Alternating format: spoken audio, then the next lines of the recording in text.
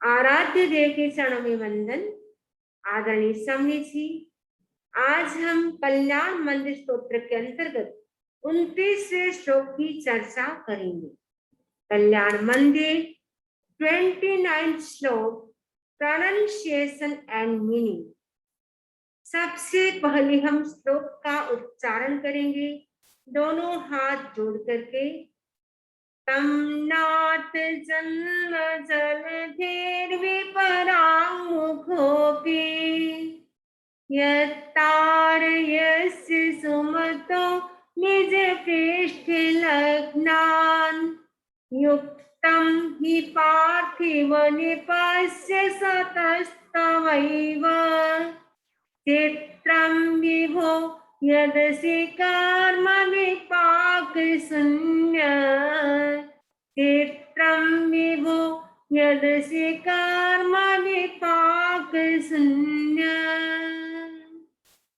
अब हम याद करने की दृष्टि से एक एक शब्द का उच्चारण करेंगे।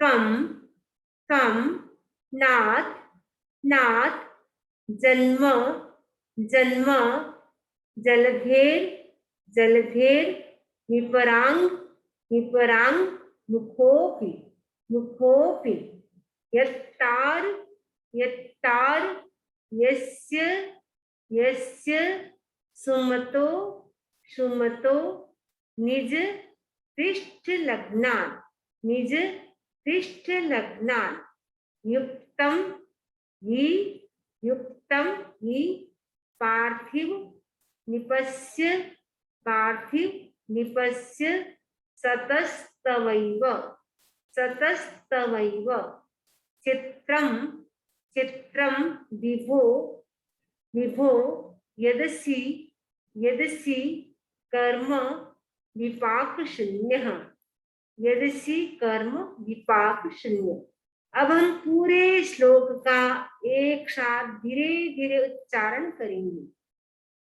तम नाथ जन्म जलधेर विपरांग मुखोपि यत्तार यस्य सुमतो निज पृष्ठ लग्नान युक्तम हि पार्थिव निपस्य सतस्तवैव चित्रं विभो यदसि कर्म विपाक शून्य, यदसि कर्म विपाक शून्य। आचार्य सिद्धसेन ग्रेट स्कॉलर थे, बड़े विद्वान थे, साथ ही वे बड़े कवि भी थे। नई नई कल्पनाएं करते रहते थे, नई नई रचनाएं करते रहते थे। संस्कृत के भी प्रकांड विद्वान थे। संस्कृत में अनेक प्रकार के अलंकारों का प्रयोग किया जाता है। प्रस्तुत श्लोक में भी आचार्य सिद्धसेन ने वक्रोक्ति अलंकार का प्रयोग किया है। वक्रोक्ति अलंकार में एक ही शब्द के दो मीनिंग निकलते हैं, जैसे पार्थी निपस्य, पार्थी निपस्य, पार्थी का मतलब होता है मिट्टी, निप का मतलब होता है घड़ा, मिट्टी का घड़ा। पार्थी निप का एक मीनिंग हो गया मिट्टी का घड़ा। पार्थी निप का दूसरा मीनिंग भी, पार्थी का मतलब होता है पृथ्वी का, निप का मतलब होता है ज्ञानी, यानी पृथ्वी के सर्वश्रेष्ठ ज्ञानी जो होते हैं वो पार्थिव निप कहलाते हैं। इस संसार में सर्वश्रेष्ठ ज्ञानी होते हैं केवली। केवली से बढ़कर कोई ज्ञानी नहीं होते हैं। क्यों? क्योंकि केवल ज्ञान में ही सारे ज्ञान समाहित हो जाते हैं। केवल ज्ञान होने के बाद दूसरे ज्ञानों की जरूरत नहीं होती है। इसलिए पार्थिव निप का दूसरा मीनिंग है संसार के सर्वश्रेष्ठ ज्ञानी। पार्थिव का मतलब पृथ्वी के पृथ्वी के सर्वश्रेष्ठ ज्ञानी ये पार्थिव है। दूसरा है विपाक शून्य। विपाक शून्य, इसके भी दो अर्थ हैं। विपाक का मतलब है घड़ा जो है वो विपाक युक्त है, और दूसरा इसका अर्थ है विपाक का मतलब है कर्म का फल। विपाक मतलब फल। तो भगवान कैसे हैं? कर्म के फल से रहित हैं। और घड़ा कैसा है? विपाक से युक्त है। तो वक्रोक्ति अलंकार को समझना बड़ा इजी नहीं होता, बड़ा कठिन होता है। इसीलिए इस श्लोक को हमें पूरे ध्यान से सुनना है। पूरे ध्यान से हम जब इसका चिंतन करेंगे, सुनेंगे, तभी ये श्लोक हमें समझ में आ सकता है। आचार्य सिद्धसेन कहते हैं, प्रभु आप संसारी प्राणियों के तारक कैसे हो? क्योंकि आप क्या हैं? संसार से विमुख हैं। संसार के प्राणियों के फिर आप तारक कैसे हो सकते हैं? विपरांग मुख यानी संसार से विमुख है। एक होता है शब्द सम्मुख, दूसरा होता है विमुख। विमुख का मतलब है संसार से जिसने मोड़ दिया है अपने मन को, और सम्मुख का मतलब होता है जो सामने है। तो भगवान क्या करते हैं? जो व्यक्ति परांगमुख होता है, यानी भगवान की पीठ पर लगा हुआ होता है, उसको तारते हैं। भगवान की पीठ के पीछे लगे का मतलब है भगवान ने जो मोक्ष का मार्ग बताया है, उस मार्ग के अनुसार जो प्राणी चलता है उसी को भगवान तारते हैं। मोक्ष का मार्ग कौन सा है? मोक्ष के 4 मार्ग हैं। सम्यक दर्शन, सम्यक ज्ञान, सम्यक चारित्र और सम्यक तप। जो प्राणी इन चारों की आराधना करता है उनको भगवान क्या करते हैं? संसार समुद्र से पार पहुंचा देते हैं।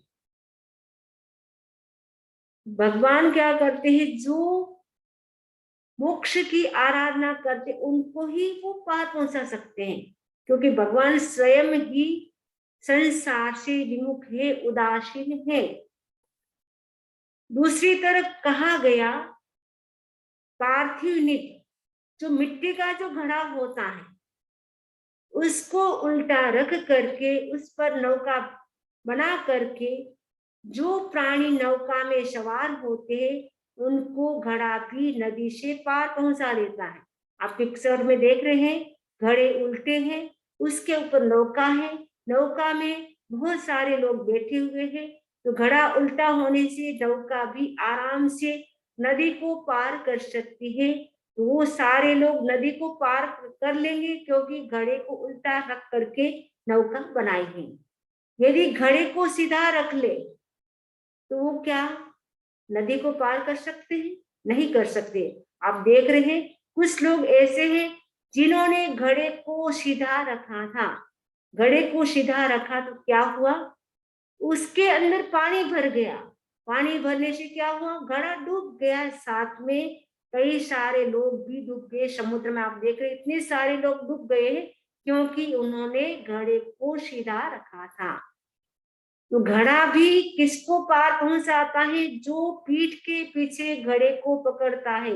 घड़े को उल्टा रख करके पीठ के पीछे जो पकड़ता है, पीछे से पकड़ता है, उनको घड़ा भी नदी से पार पहुंचाता है। सीधा रखता है उनको घड़ा कभी भी पार नहीं पहुंचाता है। वैसे ही भगवान भी क्या करते हैं? जो प्राणी संसार के सम्मुख होते हैं, यानी जो प्राणी संसार में रचे पचे रहते हैं, संसार के जो काम भोग है उसमें जो आसक्त होते हैं, उन प्राणियों को नहीं गिराते हैं, उन प्राणियों को संसार समुद्र से पार नहीं पहुंचाते हैं। लेकिन भगवान क्या करते हैं? निज पृष्ठ लग्नान, यानी अपने पीठ के पीछे जो प्राणी है लगे हुए उनको ही पार पहुंचाते हैं। यानी जो भगवान ने रास्ता बताया है उनका जो अनुसरण करते हैं उनकी आज्ञा के अनुसार चलते हैं, उनको ही भगवान क्या करते हैं, संसार समुद्र से पार पहुंचा देता है। प्रश्न है, घड़ा क्या है? घड़ा तो विपाक युक्त है और भगवान कैसे ही विपाक रहित है, यानी भगवान तो कर्म के विपाक से रहित है और घड़ा क्या है, विपाक युक्त है। भगवान कर्म रहित है तो फिर वो कैसे पार पहुंचा सकता है? घड़ा तो मिट्टी का जो विपाक है उससे युक्त है, यानी कुंभकार ने क्या किया, घड़े को पका दिया, घड़ा पक गया इसलिए विपाक युक्त हो गया। इसीलिए घड़ा क्या करता है, पीछे ऊंधा लगा करके, ऊंधा रख करके, घड़े को पीछे पकड़ करके घड़ा क्या करता है, नदी से पार पहुंचा देता है, क्योंकि वो पक्का है, विपाक युक्त है। लेकिन भगवान आप तो विपाक रहित हैं, फिर आप कैसे पार पहुंचा सकते हैं? तो भगवान क्या है, विपाक रहित का मतलब भगवान है कर्म से रहित है, और भगवान क्या करते हैं, कर्म रहित होने से जो भगवान ने रास्ता बताया उनके अनुसार जो चलते हैं उनको ही वो पार पहुंचा सकते हैं, हर किसी को नहीं पहुंचा सकते हैं। तो जो प्राणी भगवान की आज्ञा का अनुवर्तन करते हैं, भगवान की आज्ञा का पालन करते हैं, उनको ही भगवान क्या करते हैं, संसार समुद्र से पार पहुंचा सकते हैं, पहुंचा देते हैं। अब हम संस्कृत, हिंदी और इंग्लिश का मीनिंग समझेंगे। संस्कृत में है नाथ और हिंदी में भी नाथ है और इंग्लिश में भी है नाथ, क्योंकि ये संबोधन है। तम, संस्कृत में तम है, हिंदी में तम को बोलेंगे हम आप, और इंग्लिश में यू। जन्म जलधे, संसार समुद्र से, जन्म जलधे, जन्म जलधे, जलधे यानी समुद्र से, जन्म जलधे का मतलब हो जाता है संसार समुद्र से। फ्रॉम वर्ल्डली ओशन, विपरांग मुख, विमुख होने पर, यानी संसार समुद्र से विमुख होने पर, वेन एलिएनेटेड, वेन एलिएनेटेड, अपि भी ठू, निज अपनी ओर, पृष्ठ लग्ना, पीठ से संलग्ना, attached to the back, अशुमतो प्राणियों को, to the creatures, to the creatures, यत्तार Yeshi, पार पहुंचाते हो, you bring across, पार्थिनिपस्य, पार्थिनिपस्य का मतलब, पार्थि का मतलब मिट्टी, निप का मतलब घड़ा, मिट्टी का घड़ा, प्राणियों की रक्षा करने वाले।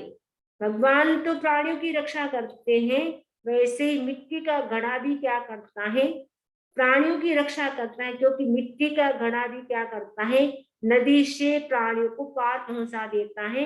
लेकिन भगवान तो कितना बड़ा उपकार करते हम लोगों पर, हम यदि भगवान की आज्ञा में चलते हैं तो भगवान तो हमें केवल नदी ही पार नहीं कराते, केवल समुद्र ही पार नहीं कराते, लेकिन संसार समुद्र से भी पार करा देते हैं। अर्थात हम जन्म मरण से सदा के लिए मुक्त हो जाते हैं, क्योंकि भगवान में इतनी ताकत है। भगवान के मार्ग पर चलते हैं तो उनका भगवान भी क्या करते, उद्धार करते हैं। सतह होने के कारण, बिकॉज ऑफ दैट, तो आपके लिए, फॉर यू, युक्तम उचित, सुटेबल, एव ही है, एव का मतलब ही है, एक्स्ट्रा है, ही है, इज ओनली, विभो, विभो, विभो तीनों में ही विभो होगा। चित्रम का मतलब होता है आश्चर्य, आश्चर्य है कि, दिस इज द सरप्राइज, यत, यत का मतलब होता है कि होता है, और घड़ा विपाक सहित है, और आप, यत का मतलब है घड़ा विपाक सहित है और आप, that the pots are fired while you are, कर्म विपाक शून्य, कर्म विपाक रहित, घड़ा तो कर्म विपाक सहित है और आप क्या है, कर्म विपाक रहित हैं, असीमित हो। that the pots are hired while you are, कर्म विपाक शून्य यानी कर्म विपाक रहित, free from कर्माज, असीमित हो, इंग्लिश में बी। अब इसका हम हिंदी, गुजराती और इंग्लिश में भावार्थ समझेंगे। हे प्रभु, आप संसार समुद्र से परांगमुख उदासीन हैं, किंतु फिर भी जो भक्तजन श्रद्धा भाव से आपके पीछे लगते हैं, अर्थात आपके अनुगामी होते हैं, उन्हें आप उसी प्रकार तार देते हैं जैसे उल्टे घड़ों की पीठ पर नौका बनाकर बैठे हुए प्राणी समुद्र पार कर जाते हैं। यद्यपि मिट्टी का घड़ा यानी पार्थिव नींव तो विपाक सहित यानी पका हुआ है, किंतु आप तो कर्म विपाक से रहित हैं, फिर भी आपके अनुगामी बहु समुद्र पार कर जाते हैं। गुजराती, हे प्रभु, आप संसार समुद्र थी उदासीन छो, छતાં પણ જે ભક્તજન શ્રદ્ધા ભાવથી આપના અનુગામી બને છે તેને આપ તે જ પ્રકારે તારો છો જેમ ઉલટા ઘડાની પીઠ પર નૌકા બનાવીને બેઠેલો પ્રાણી સમુદ્ર પાર કરે છે। જ્યારે માટીનો ઘડો અર્થાત પાર્થિવ લિપ તો વિપાક સહિત છે, પાકેલો છે, પરંતુ આપ તો કર્મ વિપાકથી રહિત છો, છતાં પણ આપના અનુગામી બહુ સમુદ્ર પાર કરી જાય છે। એ બહુ મોટું આશ્ચર્ય છે। ઓ પ્રભુ, although you have turned away from the ocean of worldly existence, you are the Tarak, one who helps cross the ocean of mundane existence for the followers who worship you with devotion in the same way as a carry on inverted earthen pitchers takes across an ocean. It is surprising that though the earthen pitchers are fired and you are beyond the fire of karmas, your devotees still cross the ocean of mundane existence। इस श्लोक से हमें बोध पाठ लेना है कि जो व्यक्ति संसार से विमुख होता है, संसार में रचा पचा नहीं होता है, वह व्यक्ति यदि भगवान की शरण स्वीकार करता है, अर्थात भगवान ने जो मार्ग बताया उनके अनुसार चलता है, तो वह व्यक्ति संसार समुद्र को पार पहुंच जाता है। तो संसार समुद्र से यदि हमें पार पहुंचना है तो हमें भी क्या करना होगा? हमें संसार में रचे पचे नहीं रहना है, संसार से विमुख होना है, उदासीन होना है। जो उदासीन होता है वह व्यक्ति श्रद्धा भाव से भगवान की भक्ति करता है, भगवान की आराधना करता है, भगवान की आज्ञा में चलता है, भगवान ने जो रास्ता बताया है उसके अनुरूप वो कार्य करता है, तो निश्चित रूप से वो अपने लक्ष्य को प्राप्त कर सकता है, संसार समुद्र को पार कर जाता है, यानी जन्म मरण से मुक्त हो जाता है।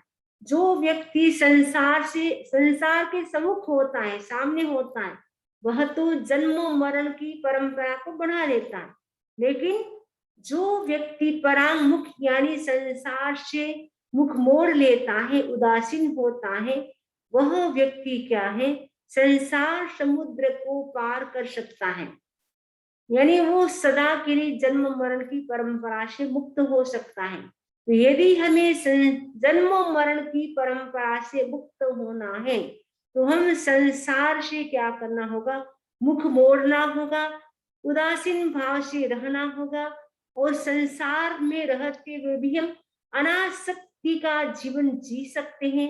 यदि हम अनासक्ति का जीवन जीते हैं तो निश्चित रूप से हम भी भगवान ने जो रास्ता बताया है उस मार्ग पर चल करके हम भी संसार समुद्र को पार कर सकते हैं। इसी आशा के साथ ओम अरहम ओम रहा।